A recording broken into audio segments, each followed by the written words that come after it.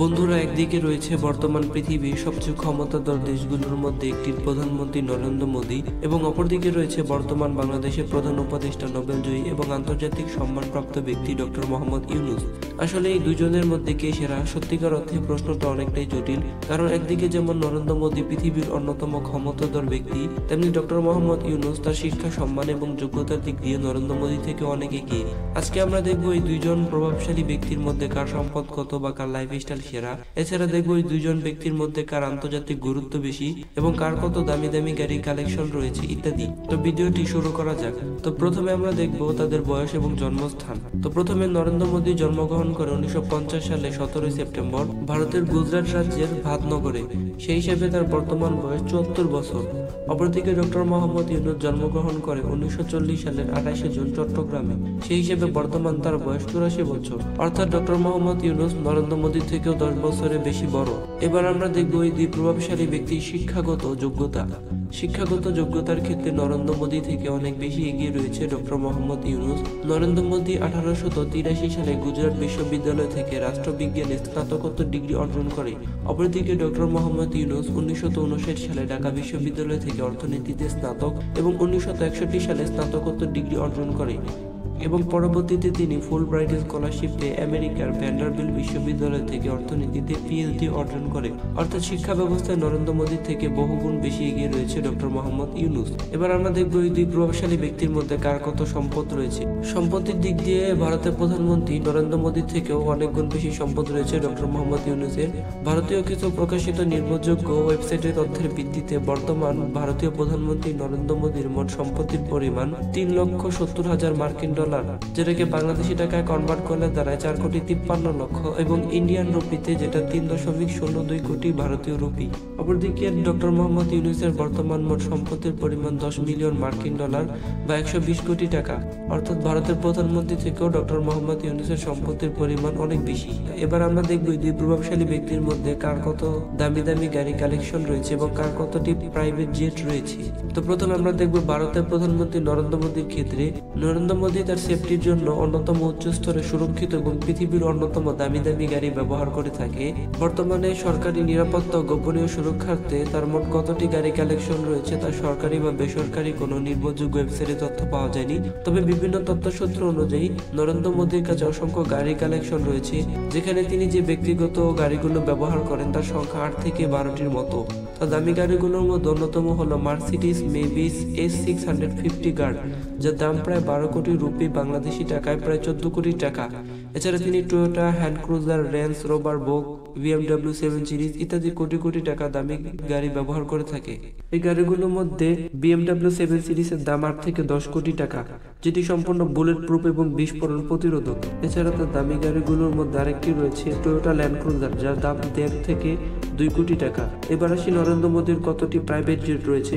নরেন্দ্র মোদীর ব্যক্তিগত কোনো প্রাইভেট জেট নেই, তবে বিভিন্ন দেশে রাষ্ট্রীয় সফরের ক্ষেত্রে ভারত সরকার কর্তৃক তিনি বিভিন্ন বিমান ব্যবহার করে থাকে, যার মধ্যে অন্যতম হলো এয়ার ইন্ডিয়া 1। এবার আমরা দেখব ডক্টর মোহাম্মদ ইউনূসের কতটি দামি দামি গাড়ি কালেকশন রয়েছে এবং তার কতটি ব্যক্তিগত বিমান রয়েছে।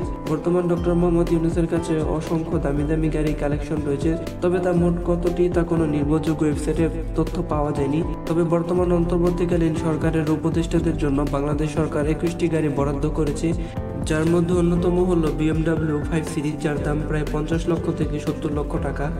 এছাড়া টয়োটা ক্যামরি, যার দাম 50 লক্ষ থেকে 60 লক্ষ টাকা, যেগুলো ডক্টর মোহাম্মদ ইউনূস বর্তমান বাংলাদেশের রাষ্ট্রীয় সফরে এগুলো ব্যবহার করে থাকেন।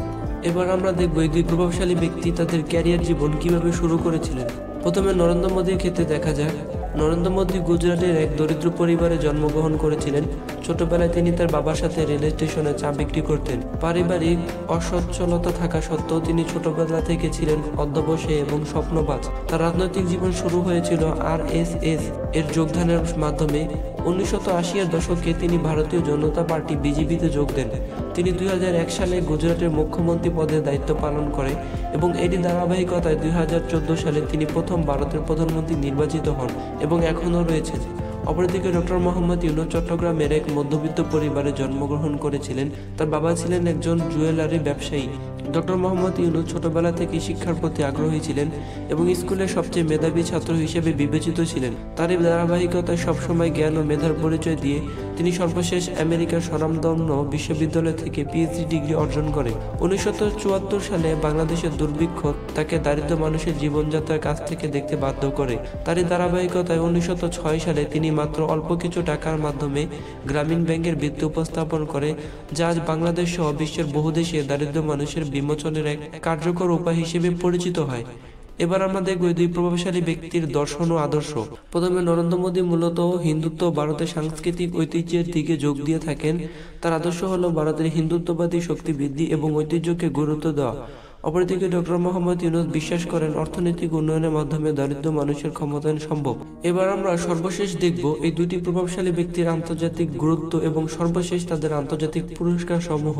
নরেন্দ্র মোদী হলেন একজন আন্তর্জাতিকভাবে পরিচিত রাজনৈতিক নেতা। তিনি ভারতের অর্থনৈতিক উন্নয়ন, বিশেষ করে ডিজিটাল ইন্ডিয়া, মেক ইন্ডিয়া এবং আন্তর্জাতিক সম্পর্ক উন্নয়নে ভূমিকা রেখেছেন। মোদীর নেতৃত্বে বর্তমান ভারত বিশ্বে একটি শক্তিশালী অর্থনীতিতে পরিণত হয়েছে। অপরদিকে ডক্টর মোহাম্মদ ইউনূস অর্থনৈতিক উন্নয়নে অনন্য ভূমিকা রাখায় আন্তর্জাতিক খ্যাতি অর্জন করেছেন।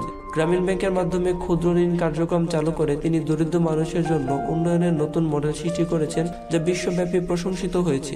এবার আমরা সর্বশেষ দেখব এই দুই প্রভাবশালী ব্যক্তির আন্তর্জাতিক পুরস্কার সমূহ। নরেন্দ্র মোদী মূলত রাজনৈতিক ও কূটনৈতিক নেতৃত্বে বিভিন্ন পুরস্কার লাভ করেন।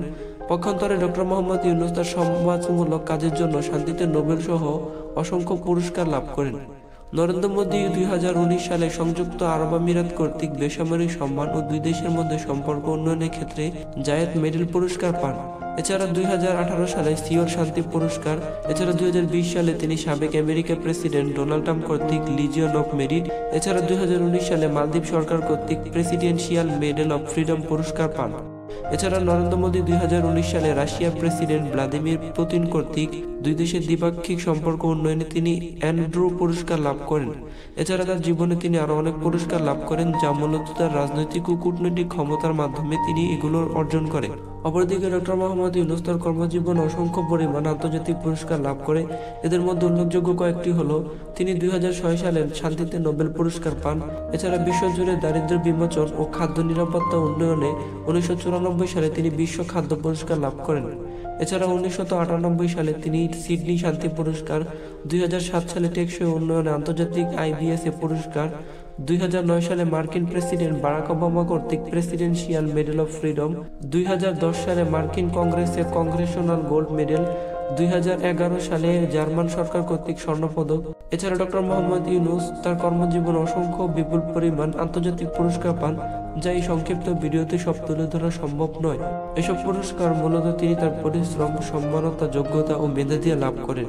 পরিশেষে নরেন্দ্র মোদী এবং ডক্টর মোহাম্মদ ইউনূস উভয় তাদের নিজ ক্ষেত্রে প্রভাবশালী ও অনুকরণীয় ব্যক্তিত্ব অর্জন করে।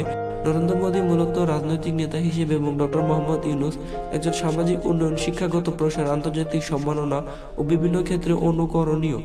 এই ছিল আজকের সর্বশেষ ভারতের প্রধানমন্ত্রী নরেন্দ্র মোদী ও ডক্টর মোহাম্মদ ইউনূসের ব্যক্তিজীবন ও লাইফস্টাইলের তুলনামূলক কম্পারিজন। পরবর্তী যে কোনো ভিডিও নোটিফিকেশন পেতে চ্যানেলটিকে সাবস্ক্রাইব করে পাশে থাকুন।